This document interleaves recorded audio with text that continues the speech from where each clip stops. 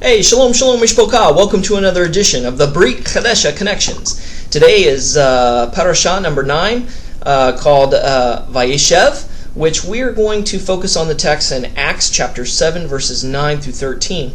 Now, to get this Brit Chadasha connection totally into perspective and in proportion, it's best if you study and read the Torah and half-Torah portions beforehand. But just to kind of summarize the focus text, here is a part of Stephen's sermon, his drosh, if you will, and was one of the reasons why he was martyred by stoning. It says, "And the patriarchs moved with envy, sold Joseph into Egypt, but God was with him, and delivered him out of all afflictions, and gave him favor and wisdom in the sight of Pharaoh, king of Egypt. He made him governor over Egypt and all his house. Now there came a dearth," or a famine, "over all the land of Egypt and Canaan, and great affliction. And our fathers found no sustenance. But when Jacob heard that there was corn in Egypt, he sent out our fathers first. And at the second time Joseph was made known to his brethren, and Joseph's kindred was made known unto Pharaoh." So we see that the sons of Yaakov, the sons of Jacob, sons of Israel, did a great disservice to their little brother Joseph, where they were jealous of him in his relationship with their father Jacob, and so they ended up selling him into slavery in Egypt. But despite the sons of Jacob's sin in selling Joseph into Egypt, God nonetheless used this situation for the good. We must realize that even when we sin, God may hide his face from us and remove his spirit from us, as he did with Samson. But despite our sin, God is always with us, and he has orchestrated things for a twofold purpose. Number one, to change us, and number two, to change the world.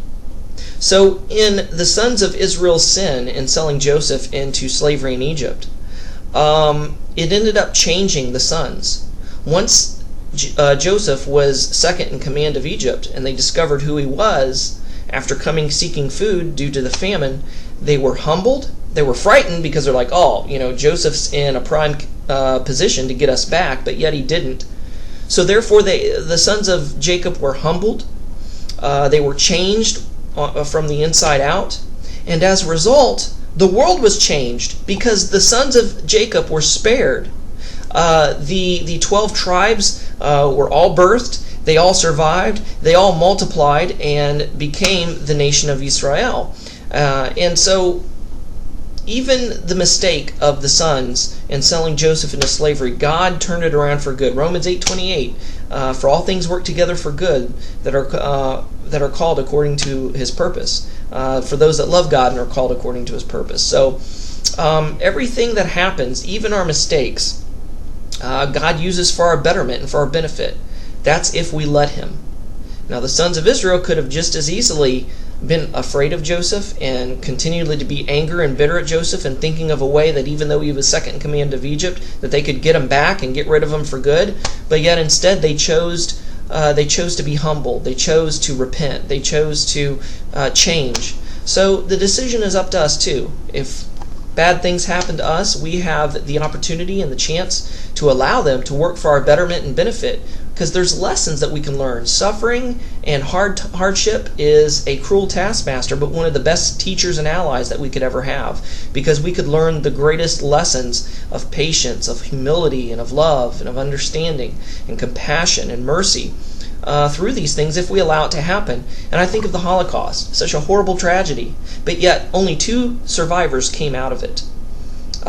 You either had the survivor that loved life, that lived life to the full, that was happy, and they loved everybody despite what happened to them, or you had the other survivor that came out that was angry, bitter, cruel, paranoid, and agnostic and atheist, and totally gave up on humanity.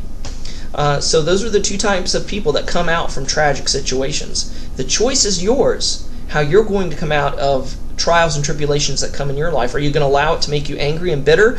"Oh, this is not fair. How could you do this, God?" Or, "Okay, God, I don't get what's happening. I don't know why you're allowing this suffering to happen to me.